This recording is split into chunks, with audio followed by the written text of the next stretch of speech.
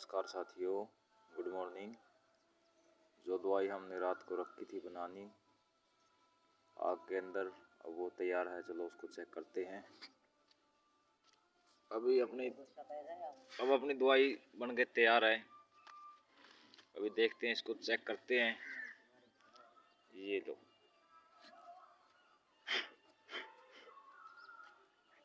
इसको ऐसे खोलना है धीरे धीरे।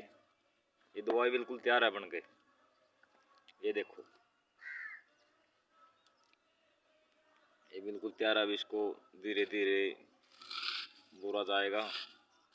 ये देखो साथ, तो इसके अंदर जड़ी बूटी डाली थी, वो बिल्कुल काली हो चुकी है।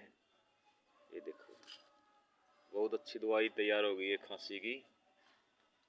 और अब इसको पेशेंट को देंगे और बहुत इसका ज़बरदस्त रिजल्ट है। ये सारी रात आग में रखी रही और अब दुकान पे जाके इसका जो है खरल में इसको बारीक करेंगे। बहुत ही अच्छी दवाई बनी है। ये देखो आप लोग, ये देखो, ये देखो। वाह जी, बहुत बहुत धन्यवाद, बहुत बहुत धन्यवाद सभी साथियों का।